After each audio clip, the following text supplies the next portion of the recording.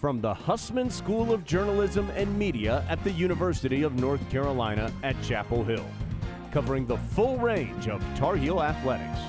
This is Sports Extra.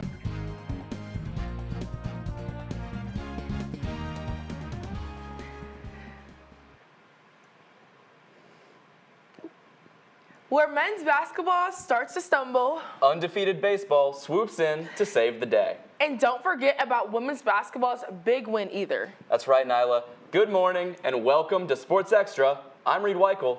And I'm Nyla Harris. Thanks for joining us. The Tar Heels made the hike to Blacksburg to face the Virginia Tech Hokies in a crucial ACC matchup. The Heels hopped out to a quick 14-8 lead, but the Hokies went on a 10-0 run to end the first quarter. Shooting just 50% from three, the Hokies were dominant on the defensive side of the ball, holding the Heels to 21 points in the first half and scoreless for almost 8 minutes. Coming out of the half, down 7, the Heels went on a 6-0 run and brought the deficit to 1 possession with a 3 from Sierra Toomey to end the third quarter. Lainey Grant caught fire for the Heels, scoring 8 in the fourth quarter to give Carolina the lead late. But Virginia Tech tied it up, sending the game into overtime. Carolina was sound defensively in overtime and was able to hold off the Hokies, earning a hard-fought 66-63 victory to clinch a double bye in the ACC tournament. Now, securing a ACC double bye in the tournament is huge. I think it's huge for the Tar Heels. Absolutely. At a school like North Carolina, you're judged on your hardware. And the ACC tournament, especially in a year like this, is a fantastic opportunity to get that. Yes. Getting that double bye 1 round further on just from the get-go. Fantastic work from the Tar Heels. 100%. And then just talking about Nyla Harris's performance over the course of this ACC conference play, just I think 4 maybe single-digit games so far this season is very huge for her and the Tar Heels as well. Absolutely. A fantastic run of games from the Tar Heels. And then on Wednesday, the Tar Heels took on Longwood at the Bosch to try and keep their undefeated season going in baseball. In the first inning, Michael McGinnis delivered a 2-run single to get Carolina on the board. Colin Hynek followed with a 2 RBI base hit to make it 4-0 early. 17-year-old Caden Glauber continued to impress, showing composure beyond his years. Hynek finished with 3 RBIs, the pitching staff handled the rest, and North Carolina took the game 5-3 against Longwood. Caden, he was filling up the zone. His stuff's electric. It's pretty cool. I'm pretty sure he should be getting ready for his prom right now. But instead he's in college and he's throwing 97. The weather is finally starting to get warm, which means it's our analyst Grace Nugent's favorite time of the year, baseball season. What do you have for us on the Diamond Heels, Grace? You hit that one out of the park, Reed. UNC is starting off their season undefeated 5-0, and now they're going to travel to take on one of their most fearsome non-conference opponents, ECU. These games always come down to the wire. They're playing at Greenville tonight, the DBAP tomorrow, and then home on Sunday. UNC is going to have to face ECU's Friday ace, Ethan Norby. Don't be fooled by his ERA right now. Last season, he had a 3.80 ERA, and he knew how to turn it on. 119 strikeouts, including an absurd 19 strikeouts against national championship runner-up Coastal Carolina. Now, he's going to have to deal with this UNC lineup, which is super balanced. They hit gap to gap. Now, their average is but like head coach Scott Forbes says, screw the average. It's all about OPS and OBP. And the 3 guys behind me have all of those in spades. Jake Schaffner is a lightning rod in the leadoff position, hitting over 1,200 in his OPS. And he became the first Tar Heel since Danny Soretti in 2023 to hit triples in back-to-back games. Colin Hynek is right there with him. He's a catcher who can run and can hit. And then Macon Winslow, who's been wearing a different blue for the past 2 years, has light tower power. On Saturday, he hit a walk-off homer to clinch UNC's first series sweep of the season. Now, it's not just the bats, but it's also the arms. UNC has a 3-headed starting monster in their starting arms. They've got Jason DeCaro, Folger Boaz, and then Ryan Lynch. Jason DeCaro will be facing off against Norby tonight, and it is sure to be an epic performance. Q, welcome to the jungle. The Tar Heels are heading to Greenville, and baseball is totally back. Back to y'all at the desk. I know I'm looking forward to this highly anticipated series. Thanks, Grace. Carolina softball looked to continue their hot start to the season against Radford Wednesday night. The Tar Heels jumped on Radford early. Shelby Barbie launched a home run in the first inning, the 20th of her career. Center fielder Sanaa Thompson followed with a solo bomb to deep left field in the fourth, putting the Heels ahead 5-0. Carly Maxton was dominant in the circle, pitching a complete game shutout. It was the 6th shutout of her career. The 6-0 victory marks the Heels' 4th straight shutout and improves their record to 9-0, their best since 2012. Then, UNC opened the Tar Heel Invitational with a doubleheader against North Carolina Central. Kenna Ray Dark started the afternoon on the mound, striking out the leadoff batter and leaving the Eagles scoreless in the first inning. Emily Leggett got the offense rolling with her first inning RBI single, putting the Heels up 2-0. Up 5-0 in the third inning, the Heels offense fired on all cylinders, with Leggett launching a solo home run. 3 batters later, Raina Blackwell smoked a ball for her second home run of the season, scoring 3. As if one wasn't enough, Leggett decided to call this game early. She hit a no-doubt grand slam deep into right field, putting the Heels up 13-0. After 4 solid innings from Dark, freshman Jill Livengood brought the heat and sealed the Game 1 win for the Heels. In Game 2, Lily Parrish made her presence felt right out of the gates, striking out the side and retiring 5 of the first 6 batters. After a Michelle Tarpey RBI single, catcher MC Eaton absolutely blasted a 3-run home run deep into left field, putting the Tar Heels up 4-0. As if one 3-1 shot wasn't enough, Reagan Jennings joined the party and hit her own bomb, putting the Heels up 9-0. Back in the circle, it was all Parrish. With 2 outs in the top of the 5th inning, Parrish struck out her 9th batter and completed the first no-hitter of her career, the 59th in program history. The Heels are now 11-0, the best start in program history. I learned a lot from my freshman year because I was always worried about what everybody thought about me, but now this year I feel like I'm playing with like a weight off my shoulders. But over in Milan, the most iconic mascots are Milo and Tina. Sports Extra's Avery Bales takes us through their legendary backstories and impacts on the Olympic Village. I'm Avery Bales, and we're back here today at the Olympic Fan Village. Behind me, I have mascots Tina and Milo. And today, for this champion celebration, the mascots are going to come, take a visit, and take pictures with many people. So let's hear about their story. Milo and Tina are named after Milan and Cortina, the main host cities for the Games. Tina is the mascot for the Olympics, while Milo is the mascot for the Paralympics. Both are stoats, which is a type of weasel that can be found on almost all 7 continents. Milo was born without a paw and adapted by using his tail as a replacement. Tina is a white stoat who thrives off art and music and embodies the diversity of Italy. Both can be found on various merchandise, including pins in which they participate in snow sports. The mascots have attracted attention because of how cute and fluffy they are. The real star, however, is Milo. He brings a deeper feeling of representation to those in the Paralympics and beyond. This kind of representation excites fans around the world to come together and celebrate their respective countries in the Olympics, proving that is a much deeper story than just sports. From Milan, I'm Avery Bales. Every Olympics has its own unique tradition depending on the location and culture. The men's basketball team heads up to Syracuse tomorrow for round 2 against the Orange. In the first matchup, it was a blowout until the end of the game where Syracuse was down 32 points with 10 minutes left and cut the lead down to 6 within the final minute of play. The front court will be waiting to hear an update on the status of Henry Vassar. UNC will have to be very careful of this streaky Syracuse team tomorrow in the JMA Wireless Dome. The men's basketball team has landed its second 5-star of the 2026 recruiting class, Dylan Mingo. Mingo announces a commitment to the Tar Heels on ESPN's First Take Tuesday morning. Mingo is the 9th-ranked player in SportsCenter's top 100 rankings and is ranked the 2nd best point guard in the 2026 class. UNC has now landed a top 15 recruit in 4 straight recruiting classes. After taking on number 13 Syracuse last week, women's lacrosse is finally bringing the 2025 championship back to Dorrance Field. The Heels start the weekend against Ohio State. Attackman duo Cameron Callahan and Katie Tiak drive the Buckeye offense as top 5 goal scorers in the Big Ten. UNC's Sam Forrest and goal Betty Nelson will have to hold the fort down against the Columbus combo. And on Sunday, the Heels are back, this time against conference rival Louisville. The Cardinals sit 1-2, are led by goalie Haley Richards, who leads the ACC in saves per game and percentage.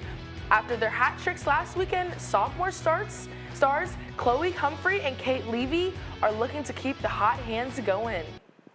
5th-ranked men's lacrosse prepares for its first ranked match of the year as the Tar Heels host number 13 Johns Hopkins. The Tar Heels are coming off a dominant wins over High Point and Iona, scoring 20 or more goals in each. Junior attack Dom Petramala scored a career-high 7 goals on Friday, while 17 different players recorded goals on Sunday. Johns Hopkins is undefeated to start the season, including a win over crosstown rival Townsend. The teams face off tonight at 5 p.m. Now let's toss it over to Stick Checks with Stalter to preview this highly anticipated matchup. Dylan? Thanks, guys. If you want goals, look no further than men's lacrosse. They lit up the cage 43 times last weekend. Now, what was the key to this success? Well, it was nothing in particular. 20 different players recorded a goal this weekend, including an emergence of some of the young guns, with the big-name vets taking more of a facilitator role. We're going to take it to the second quarter on Sunday with freshman Anthony Rayo starting with the ball on the left wing, and fellow freshman Gary Merrill is going to set this ball screen. Now Rayo's defender is going to get greedy and try to reach around with the long pole, and he gets punished by actually losing his stick on this play. So when the ball gets to the right wing on Petramala here on the weave, Gary Merrill's going to get his eyes up, and he's going to flash into the open space. With Petramala coming around, he sees the flashing Merrill, and he's going to cash in the slot for his first career goal. Now we're going to get another look later in the second quarter. Same looking offense, 3 men up top, except this time it's Owen Duffy starting with the ball on the left wing, with Merrill setting another ball screen. But we're going to keep eyes on number 9, Anthony Rayo, down here. As this ball screen is occurring, Rayo's just going to creep his way closer to the crease. Instead of getting the ball to the right wing, Duffy's using his downhill speed to get himself into the slot. With Rayo's defender out of position, trying to slide for the double, he is left wide open in front of the cage. He gets a quick lefty shot off as the Heels just poured it on the Gales on Sunday. Now, for a team still looking to find its identity, tonight's going to be the first real test of who emerges when it gets tough. Last year, it was Dom Petramala stepping up on his hometown field with 6 goals against the Blue Jays. But if the Tar Heels can continue to score from wherever with whoever, they're going to be tough to slow down. Back to you guys. It should be a great matchup. Thanks, Dylan. Now, saying an unfortunate goodbye to winter sports, I'm not going to lie, I love me some winter sports, but looking forward to spring sports, there's a lot of good spring sports, right, Reed? Absolutely. You have things like men's and women's lacrosse, sports that we're going to be looking for national championship contenders this year. For me, I'm excited about the warmer weather, getting back on the golf course. That was my sport growing up, and it's just good to be out in the sun. Definitely is. I'll definitely have to take a look into baseball. I wasn't a baseball girly, but because of the UNC being ranked so high, I have to take a look at that. Well, UNC alums are making their names known all around the world, including over in Milan. Sports Xtra's Jesse Carrico tells us the story of Deaton Bell, who has now achieved the feat of working at 6 Olympic Games. I grew up not just with the Olympics, but with the Olympics on television. For North Carolina native and UNC Chapel Hill graduate Deaton Bell, working at the Olympics was a dream come true. A dream he's fulfilled 6 times now. I oversee the producer and reporter groups that are covering those disciplines, and then try and connect the market producers and reporters for Finland, Sweden, Germany, France, the UK, and about 15 other European countries. Just make sure that everything's getting coordinated and that they have what they need. Bell works for Warner Brothers Discovery and is currently working with Eurosport and TNT UK. I'm here outside the International Broadcast Center where Deaton Bell works to bring the Olympics to people across Europe. I have a vivid memory of sitting in this ski chalet in Courchevel, France, after getting these additional responsibilities. When Bell graduated from Carolina, his first real broadcasting job was at the 1992 Winter Olympics in Albertville, France. I just remember thinking, this is hard, but I can do it. And to this day, I still kind of pinch myself where I'm seeing remarkable athletes, and also just like remarkable storytellers from all around the world. For Bell, the Olympics aren't all about the competition. I think all sports journalism is about personal stories, but there's something about the Olympics that really amplifies that, and so getting to be just a small part of that and share that with a wider world, that feels like a real privilege. I'm Jesse Carrico reporting. There are many Tar Heels working out in the broadcast world right now, and we are so proud of all that they've accomplished. The men's tennis team will travel to Illinois this Sunday to face off against the Fighting Illini. The Heels are coming off 4 straight sweeps but face a tough 36th ranked Illinois squad. The Fighting Illini will have a chip on their shoulder after falling 4-1 against Notre Dame in their last match. The Heels will be looking to continue their momentum Sunday afternoon. The number 12 UNC wrestling squad will take on the number 20 Stanford this Friday at Carmichael Arena. The UNC comes in with a record of 9-4 and has struggled in ACC play. This is the Heels' final regular season match before they attend the ACC tournament on March 9th. The number 15 women's gymnastics team is traveling to Berkeley to face the number 17 Cal Golden Bears tonight. Jojo Valahovic, coming off an ACC Specialist of the Week, will be key for the Tar Heels to come out in the win column. Gwen Fink, fresh off a personal record and event win, will have momentum in her favor on the beam. Tonight's meet will be competitive with some very highly ranked gymnasts. And from the mat to the canvas, arts bring people together across the world at sporting events. Our Sophia Gray transports us to the streets of Milan to catch up with French painter Mark R. and his tenured history of the Olympics. While athletes chase medals and milliseconds, one artist is chasing something different, the heart of the Olympics, found not in the results, but in the people. At the 2026 Milan Cortina Winter Olympics, French painter Mark R., the self-described unofficial painter of the Games, is celebrating his 17th trip to the Olympics. I prefer Winter Olympics, you know why? Because they are smaller. And because when it's smaller, you can meet the people again.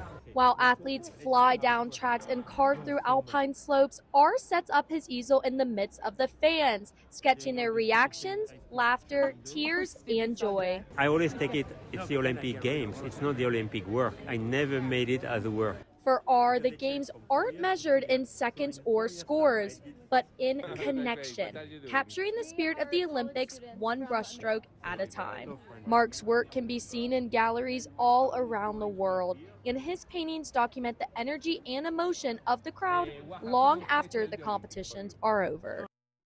After 17 Olympic Games, Mark struck gold, preserving countless memories in his paintings. From Cortina, I'm Sophia Gray reporting. Some of the stars of the show aren't the athletes, but those that make this experience special. And the Winter Olympics ice gives way to a pool, as UNC Swim and Dive will wrap up the ACC Championships tomorrow. Louis Dram has qualified for nationals in the 200 IM, also good enough for a podium finish. Mary McAlay, Aislinn Ferris, and Ava Muzzy also cruised to an NCAA championship berth. The fencing team is traveling to Duke this weekend for the ACC Championships. After 2 top 10 finishes by Vasco Atanasov and Elizabeth Zagallo at the February NAC, the Heels are looking to get some athletes on the podium this week. A final opportunity awaits for Carolina in track and field this weekend. Select Tar Heels travel to Winston-Salem on Saturday for the ASICS Last Chance Invite, aiming for qualifying marks and a strong push heading into championship season. With Vera Schoberg and Sydney Masciarelli leading the mile, and Kosi Umera climbing the record books in the weight throw, the Heels look to keep rewriting program history at Notre Dame. Our reporter Lindley Johnson participated in a race this weekend and uncovered what makes this race special to local running community. Bull City Running hosts a 20K relay in the heart of Hillsboro every year. A relay team is made up of 2 or 4 runners. 20 laps around the track can be split up however the team chooses. I think I've seen a lot of camaraderie from the teams. Since you have the 2- and the 4-person teams, these people know each other and they're working together. The track was first built to race horses in the early 1900s after Julian S. Carr acquired the land from the Occaneechi tribe. In general, I like the idea of repurposing old venues for new things. So I think that's a good use of a cultural and environmental asset in this case. In 1949, the dirt track became one of the first 2 NASCAR tracks to open.